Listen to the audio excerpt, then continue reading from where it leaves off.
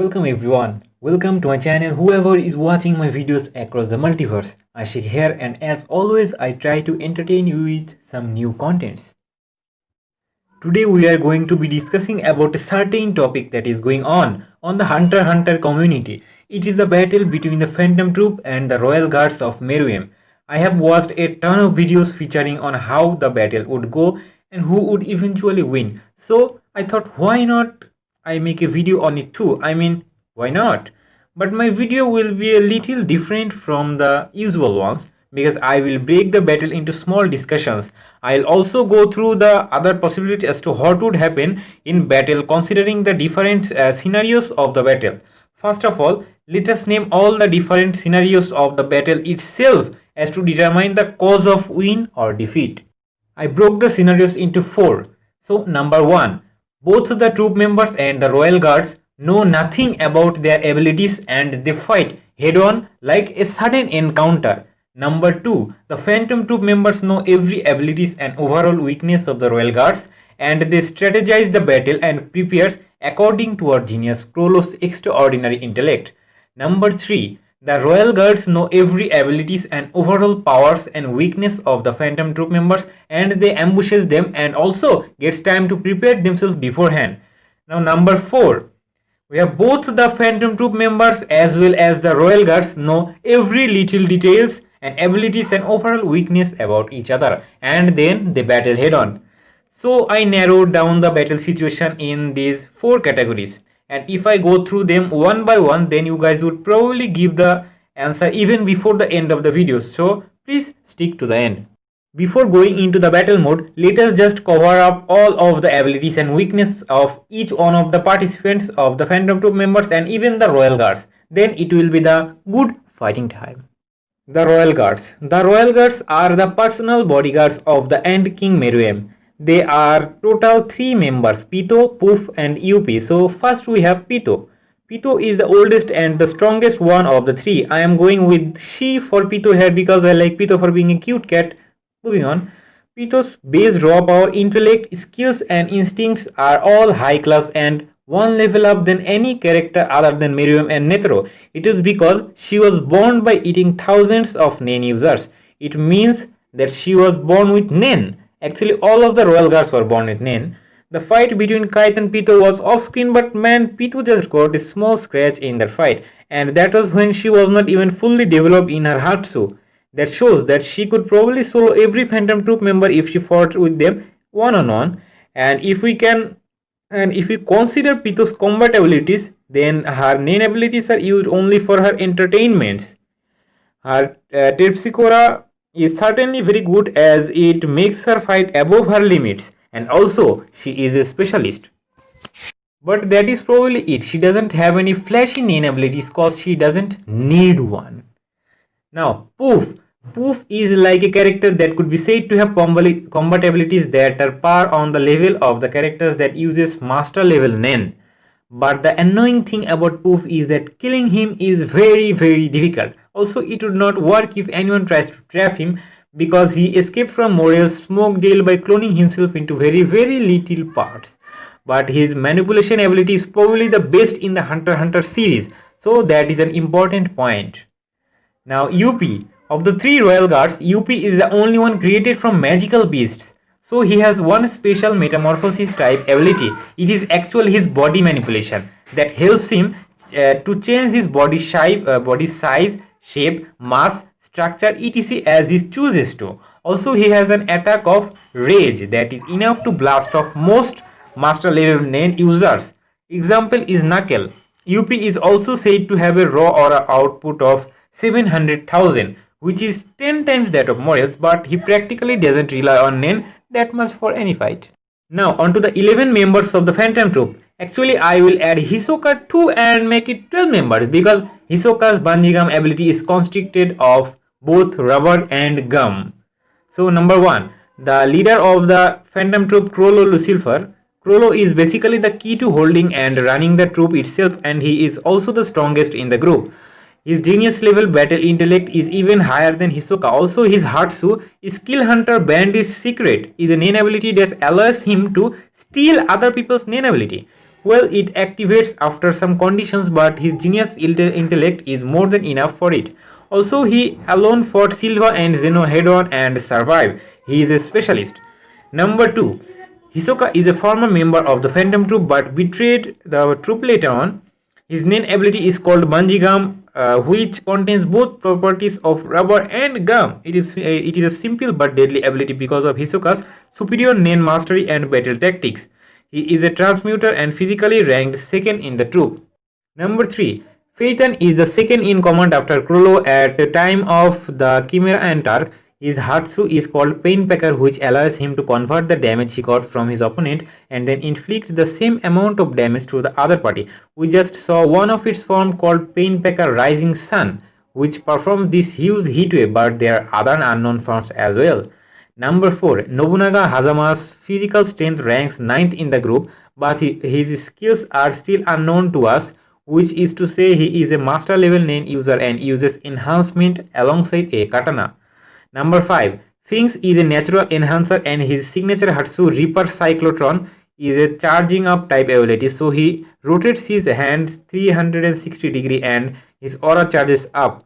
But it has its own limitations. He is currently the number 1 physically strong member of the troupe. Number 6. Machi is a natural transmuter and also has a creative support type Nen ability called Nen Stitches, which is used to attach any severed limbs. She also uses her Nen threads to fight. She is physically ranked 6th in the troupe. Number 7. Franklin is a natural emitter and uses his modified hand fingers to use double machine gun where he shoots Nen bullets. He is short too little for us to judge more than this. He ranks 4th in the physical power among the troupe. Number 8. Shizuku is a conjurer. Her Hatsu is to conjure a Nen object which also acts like a Nen beast that is called Binky. Binky is used as a suction force to suck living and non-living things. It can also be used in battle to suck of blood for the wounds of the people. Her physical strength ranks 12th in the troupe. Number 9. Shalnar is a manipulator and his Hatsu is called Black Voice, which uses a dart as a target mark, and once the target is marked, he uses a controller to control the target as he wants. He also has an ability called Autopilot Mode where he uses the controller on himself to autopilot him and gives his maximum output, but it is a high cost ability because it is a last resort. His physical strength ranks 10th in the troupe. Number 10. Bonolone is from a certain native that are skilled in metamorphosis and also he may be a conjurer. Not sure, but he can conjure objects similar to Jupiter and use them as deadweight. His physical strength rank is 8. Number 11. Kaluto is a member of the Zoldyck family who is currently in the Phantom Troupe for a hidden reason. She is a manipulator and uses paper manipulation as Nen abilities. She has a paper fan blade to manipulate other paper objects and the skill Dance of the Serpent Bite is also a good one. But she is very young, so there are more rooms for growth. Number 12. Kortopi is not a particular combat type ability user, but his conjurer ability Galarific also allows him to create fake non-living objects by touching them with his left hand. He is the weakest when it comes to physical strength. So that was all the introduction for the both parties, and now let us dive right into the different scenarios of the battle one by one. First scenario, both the Phantom Troupe and the Royal Guards suddenly encounter each other and they know nothing about each other, but they have to fight a battle. Why? Because if they don't, then I won't have a video to make, and that is very bad for humanity itself. Moving on from the jokes, in this scenario, the battle first could be a bit unexpected for the troupe because the sinister aura that 3 royal guards have is in itself a moral degrade of the troupe. So their first thought would be to see if they could even fight the royal guards. If not, then how would they escape from the battleground? But if they do fight, then they will surely have a big loss of the troupe being nearly annihilated. I am not saying completely because knowing the Phantom Troupe members, they have a goal to let at least one member escape alive to continue their path. Now, if the battle starts, then on the first few seconds, Pito and Whoopi would dominate every member of the troupe where Poof goes with his sinister manipulation that he can do. There will probably be deaths on the first few seconds within the troupe. Probably the less combat fighters in the troupe as Kortopi or Kaluto or Shalnak or Bonolone or even others. It is inevitable because we see from Pito and UP's reaction on battle that they rely on their instincts to fight, and they would first need to eliminate the weaker ones or less troublesome ones, and they would not hesitate to jump into battle as soon as they encounter because it is in their instinct from birth, where the troop members will react quite surely but not as quick as them, and their first line of thought would be to learn about the enemy's ability where they would want to survive. But given Pito's speed, she alone could kill one or two members in an instant before they even have their chance to do anything. And UP's raw power is a massive worry for the physically fragile, every troop members. But it won't take long before Krollo eventually starts to guide the members into a strategic way. Also, the troop members aren't retarded, so they are pretty smart themselves. Now, this strategy is not to defeat the royal guards, because Krollo knows from his rich battle experience and his genius intellect that they cannot win in a battle against these three royal guards in a sudden encounter. They would just be overwhelmed, so his strategy would be to hold on and then find an opportunity to escape with as many alive as possible, which will they obviously achieve. But this concludes our first scenario, where a sudden encounter between the Phantom Troop and the Royal Guards means the Royal Guards would emerge victorious, where the Phantom Troop is 70 or 60% gone. Second scenario, the Phantom Troop has signed a contract with Netero to battle the Royal Guards and kill them because humanity is in danger and Netero is a crazy old dude. So in this scenario, the Phantom Troop members know everything about the Royal Guards, their abilities, personalities and their weakness, and they have enough time for our leader Krollo to come up with a strategy to defeat the Royal Guards, and Krollo stacked up his skills with abilities that would come in handy in the battle with the three guards. Their preparations are all up to their confidence of defeating the Royal Guards. On the other hand, the Royal Guards know nothing about the Phantom Troop members, so if they don't have to consider about protecting Miriam, then the first thing they would do is to act based on their natural instincts as to wipe out the less powerful or less difficult ones. But this time it won't work because the Phantom Troop already know everything about the Royal Guards, so they predicted this situation and set up a immediate trap, or to say a certain situation where even if the trap fails they have the upper hand. And also the first thing for them to do would be to separate the Royal Guards as to not get overwhelmed and deal with them based on their abilities. Here Krollo could trap Pito or UP with the Conjurer ability of Pocket Dimension that he stole from the dude on Yorkney City, and then fight two guards and trap one in the bag. So this way they could always have the upper hand. The annoying thing for them would be Poof, because killing him is rather difficult because he can clone himself in uncountable small parts and then help or escape to the other royal guards. That will shift the entire battlefield, so they might already have a plan to deal with the situation beforehand. If all of this goes accordingly to the plan of the Phantom Troop, then they would certainly defeat the royal guards. As to who would lead the heavy blows, we surely have Finks and Phaeton here.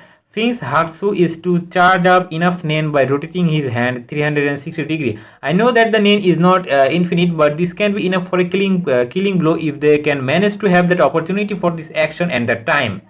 And the Phaeton Painpacker is a tricky ability because he has to receive damage himself and then he can redirect that same amount to the opponent. Also, he has to receive the damage from the opponent. Getting a blow from the Royal Guards means instant death for any of the Phantom Troop, and if by any chance Phaeton survives and redirects that pain, then would that even hurt any guard? Because the durability is monstrous even without 10. And then if they use 10, then there is no meaning with that durability, it is just monstrous. So if all things go exactly as planned, then the Phantom Troop would win, but anything can happen in an end battle. It is the battle to do the right thing in the right moment. And the Royal Guards are not retards that would fall in the disadvantage in the battle every time. So the battle could shift any moment and the Phantom Troop could be in real trouble. But I think Krollo would already anticipate this and make actions according to the situation. This scenario ends with the winning chance of the Phantom Troop 60% and the Royal Guards 40%. I think this is very accurate. Now, the third scenario. So in this scenario, the Royal Guards would know every abilities and overall weakness of the Phantom Troop and they would have their time to prepare, where I don't see any need for them to do that. But I'll let them do that. And everyone can agree with me in this aspect that the Royal Guards would just devastate the Phantom Troops and it would be a one-side slaughter where the Phantom Troop would be a laughing stock. Ha ha ha. Some might put up a fight, but this time there won't be any chance to escape, man. And the Phantom Troupe is annihilated from existence. Smoothly. Very smoothly. Ah. Now, the fourth scenario. So, this is the scenario where the battle goes into being interesting because both the Phantom Troop and the Royal Guards know everything about each other. They even have time to prepare for the battle beforehand. So, in the situation of strategy battle, the Phantom Troop have the upper hand because they are always used in this kind of battle and they can work well with each other accordingly. But the Royal Guards don't have this advantage because they don't have experience of working together in battle, and that is not something you can have by learning in days or months. It practically takes years to get on the level of teamwork Krollo could bring by leading the Phantom Troop, but the Royal Guards know this and they can cover up this weakness. This battle cannot be explained like the other three scenarios and anything can go. Now, some deaths of the Phantom Troop is sure, and the Royal Guard's monster power is a difficult factor to overcome. So, after going through a mind calculation, I put the chips on the Royal Guards. I mean, yeah, man. Whatever tactics you have, if you get outclassed, then there is no room for you to make any excuse as to why you will lose. But if I took it and look at it in full perspective with my mind working on the battle again, I can give the Phantom to 10% chance, but that will be the most I can give. So everyone, that was my personal opinion on the battle between the Phantom Troop and the Royal Guards. If you don't agree with me, then please share your own opinion and judgment. And I know that most of the people will not agree with me, but some people will, and that will be enough for me. And others, please comment on this so that my comment count can grow. Pretty sinister am I. Moving on. So that will be all for today, and see you guys in the next video.